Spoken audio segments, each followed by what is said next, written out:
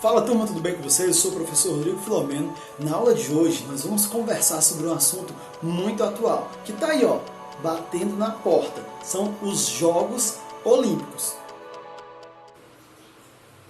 Beleza, turma? Então nós vamos dividir a aula de hoje em 3 momentos, sendo o primeiro momento para falar sobre os Jogos Olímpicos da Antiguidade, onde eu vou trazer um pouco da mitologia grega, o que deu origem aos Jogos. Depois, no segundo momento, vamos falar um pouco sobre os Jogos Olímpicos da Era Moderna, ok? E, por fim, vou trazer um pouco da divisão entre Jogos Olímpicos de Inverno e Jogos Olímpicos de Verão, beleza? No final ainda vai ter uma pesquisa, desafio para vocês. Então, gente, a origem dos Jogos Olímpicos data de 776 a.C. Mas vamos falar um pouco da origem mitológica. Dizem que, segundo a mitologia grega, Hércules, que era filho de Zeus, para provar sua força e seu valor, teve que cumprir algumas provas, alguns desafios. Dentre esses muitos desafios, ele teve que lutar contra um leão gigante, contra uma hidra de 3 cabeças, contra um minotauro e várias outras coisas. Hércules, como sendo um semideus, ele tinha super força, era considerado um homem mais rápido do que o comum, mais forte do que o comum, então ele conseguiu cumprir todas essas missões. E ao final dessas missões, Hércules viajou para a ilha de Creta e na ilha de Creta ele criou um estádio, ele construiu um estádio, onde nesse estádio, ele junto com seus irmãos, primos, familiares, eles podiam fazer pequenas competições de corrida, competições de lançamento de peso, testando a força e a velocidade deles. Vale lembrar que lá na ilha de Creta, quando Hércules criou então esse novo formato de competição, onde ele competia com os irmãos dele, nesse estádio que eles criaram, eles não tinham medalhas para premiar os vencedores, não. Lá eles pegavam ramos de palmeira e faziam coroas, né, para premiar os campeões, os mais rápidos, os mais fortes que lá competiam. E isso serviu como inspiração para os jogos que nós vamos estudar agora. Ok, gente, nós entendemos um pouco dessa mitologia grega, mas falando para valer, os Jogos Olímpicos eles realmente começaram a partir de um esporte. Sabe qual foi esse esporte? O atletismo. O atletismo ele traz um pouco dos movimentos básicos. O atletismo ele é constituído por movimentos básicos, que são as corridas, os saltos e os lançamentos, certo? Sendo assim, nós podemos dizer que o atletismo deu origem aos Jogos Olímpicos. Até mais, a gente pode falar até mesmo que daria para acontecer uma edição de Jogos Olímpicos apenas com atletismo, mas seria impossível acontecer uma edição de Jogos Olímpicos sem o atletismo. Então, o atletismo ele é o esporte base das Olimpíadas. Mas vamos lá, vamos voltar à história. Os gregos, eles tinham as suas crenças nos seus deuses e Hércules serviu de inspiração para eles. Então eles começaram a praticar jogos inspirados sim nos feitos de Hércules. E esses jogos eles eram nobres, eram jogos muito competitivos, em que naquele período até mesmo as cidades que estavam em guerras, em batalhas, eles faziam um cessar-fogo. Paravam todas as brigas, todas as guerras, as batalhas, para que naquele momento as cidades mandassem para as edições de jogos os seus melhores atletas. Que na verdade, na grande maioria das vezes, os melhores atletas também eram os seus melhores guerreiros. Sendo assim, muitas vezes era capaz de você vencer uma possível guerra através do esporte. Por quê? Imagina que o exército A mandou seus melhores guerreiros, e esses melhores guerreiros eram também os melhores atletas, e eles venciam tudo na competição. Será se uma cidade B teria coragem de encarar a cidade A, sabendo que lá eles tinham grandes atletas e grandes guerreiros? Muitas vezes não. Então, muitas vezes os jogos eram utilizados com esse quesito, com esse pensamento de mostrar o seu poder, a sua força do exército. Gente, os vencedores dos jogos, além de ser considerados pessoas importantes dentro da sua cidade, os vencedores eles não precisavam pagar impostos. Olha aí, olha que legal. Não precisavam pagar impostos, não precisavam se preocupar com a alimentação, porque eles ganhavam alimento talvez durante o resto do ano inteiro. E também, além de tudo isso, que financeiramente falando era bom, já que eles ganhavam prêmios e também esses benefícios, além disso, eles eram considerados em meio à sociedade como semideuses. Olha aí, você ser considerado um semideus, eram erguidas estátuas em homenagem aos grandes campeões da época. Então era algo bem legal e que representava muito para a cultura daquele povo. Legal, né, gente? O primeiro dia de jogos ele era também muito importante. Ele era dedicado aos cerimoniais religiosos. No primeiro dia de jogos, os atletas eles faziam um juramento aos deuses, onde eles juravam obediência aos deuses, mas também obediência às regras do jogo, a obediência às regras, a uma boa participação, sem violência, sem trapaça e coisas do tipo. Então esse primeiro dia de jogos era todo dedicado a cerimoniais religiosos. Nesse dia também era acesa a pira olímpica, né, o fogo olímpico, que também representava muito sobre essa crença dos gregos aos seus deuses. E aí, do segundo dia em diante, começavam os jogos para valer, tanto em competições esportivas, como também em festivais culturais. Os Jogos Olímpicos da Antiguidade, eles não se prendiam apenas aos esportes, tá? Então tinha uma representação cultural muito forte. Além das competições de corridas, de luta e outras competições mais, eles também tinham, dentro dentro de todo aquele período em que eram realizados os jogos, que duravam mais de meses, muitas vezes até 5 meses de jogos, naquele período também aconteciam festivais de música, festivais de literatura, de poesia, de artes plásticas como esculturas e muitas outras coisas. Então, os jogos da antiguidade eram um momento de religiosidade, né, crença aos seus deuses, obediência aos seus deuses, também esportivo e cultural, ou seja, era algo bem completo e que representava muito para todos eles.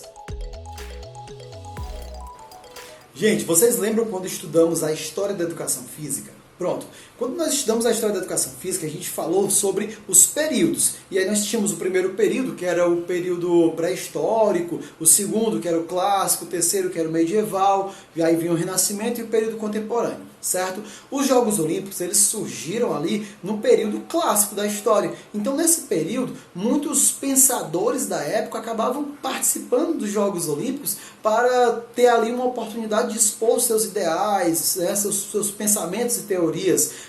Alguns matemáticos, como Pitágoras, filósofos como Platão e muitos outros.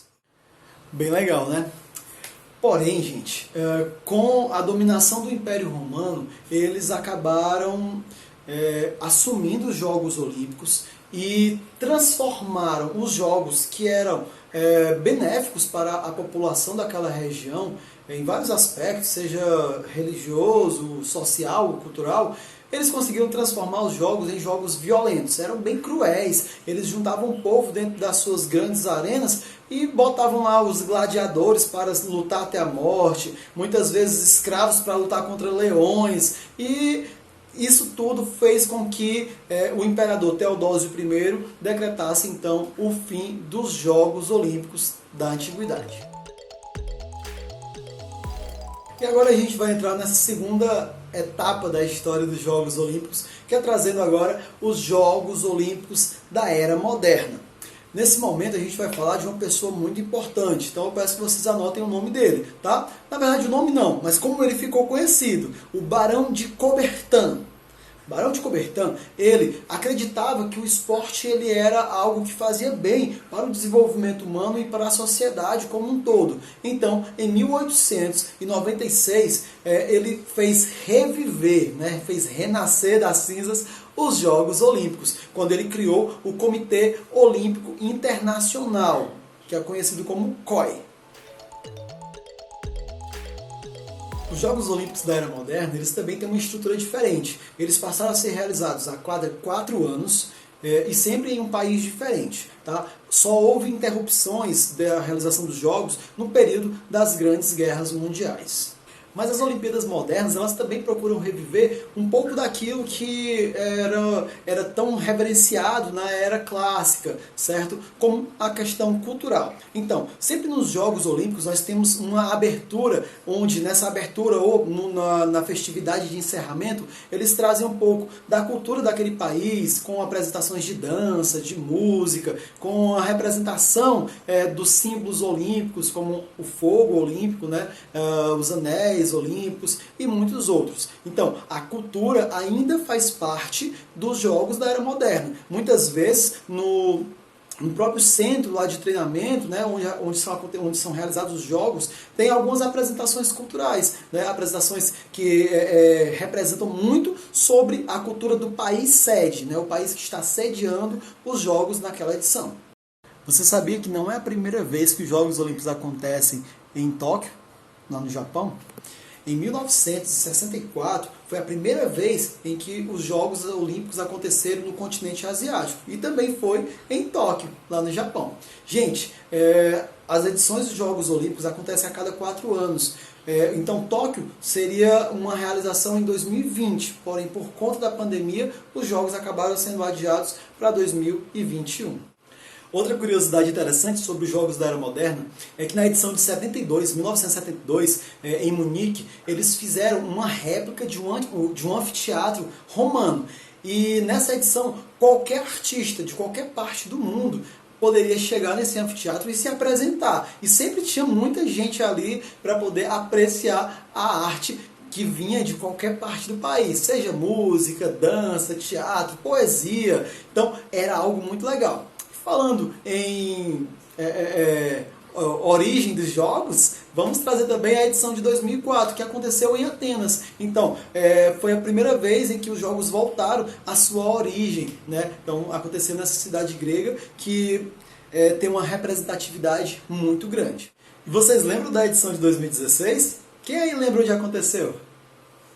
Exatamente, foi na cidade do Rio de Janeiro, ó, no Brasil. Foi uma edição muito legal e tem aí como uma curiosidade interessante que foi a edição em que os atletas brasileiros conquistaram o maior número de medalhas da história, né? Então o Brasil, apesar de não ter tido uma preparação tão exemplar assim, conseguiu um marco histórico, tá?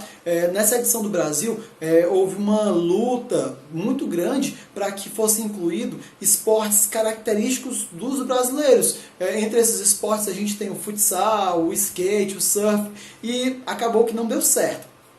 Porém, na edição de 2020, que vai acontecer agora em 2021, nós vamos ter a oportunidade de ver os atletas brasileiros que são destaque participando, tanto na modalidade de skate, quanto também na modalidade de surf, que são esportes bastante praticados no Brasil e que o Brasil tem aí os melhores atletas do mundo. E para finalizar essa segunda etapa, eu gostaria de ler algo importante que o Barão de Coubertin, o criador aí dos Jogos Olímpicos da Era Moderna, escreveu. Ele chama isso de o ideal olímpico. Eu vou ler para vocês. Ele considerava que nos Jogos Olímpicos fosse proibido fazer qualquer tipo de distinção religiosa, social, política ou racial. E para isso ele tinha um ideal olímpico, que era desenvolver nos homens a harmonia e a igualdade por meio do aprimoramento físico. Então, gente, para finalizar, a gente vai falar um pouco sobre os jogos de inverno e de verão. Esses jogos que a gente vem falando são característicos como jogos de verão, tá? Porém, em 1924 aconteceu a Semana Internacional dos Desportos de Inverno. 2 anos depois, esse evento se tornou então as Olimpíadas de Inverno, Jogos Olímpicos de Inverno, em 1926. E os Jogos Olímpicos de Inverno eles também são disputados a cada 4 anos, no intervalo dos Jogos Olímpicos de Verão. Ou seja, a cada 2 anos a gente tem uma edição de Jogos Olímpicos, sendo uma edição de verão e aí 2 anos depois uma edição de inverno. Se em 2020 deveria ter acontecido a edição dos Jogos Olímpicos de Verão, em 2022 nós vamos ter a edição dos Jogos Olímpicos de Inverno. E a grande diferença entre essas edições é justamente os esportes. tá? Tá justamente na questão dos esportes. Nas Olimpíadas de Inverno só são praticados esportes que possam ser praticados em gelo ou neve, tá? Então, sendo assim, nem todo esporte olímpico de verão pode ser praticado nos Jogos Olímpicos de Inverno e vice-versa, tá? Alguns exemplos, nós vamos ter o hóquei no gelo, a patinação artística, nós vamos ter o snowboard e muitos outros. Vale a pena dar uma conferida nos esportes que fazem parte do circuito olímpico de inverno. Então é isso, gente. Falta pouco menos de um ano para as Olimpíadas de Inverno que vão acontecer em Pequim em 2022 e os Jogos Olímpicos de Verão, Tóquio 2020, já estão aí. É assim mesmo, a gente fala Tóquio 2020 mesmo sabendo que eles acontecerão agora em 2021. A proposta de pesquisa é: eu quero que você pesquise o máximo de curiosidades possíveis sobre os Jogos Olímpicos Tóquio 2020, inclusive a questão da pandemia, o quanto a pandemia afetou a realização dos jogos, ok? Forte abraço a todos e a gente se encontra na próxima aula.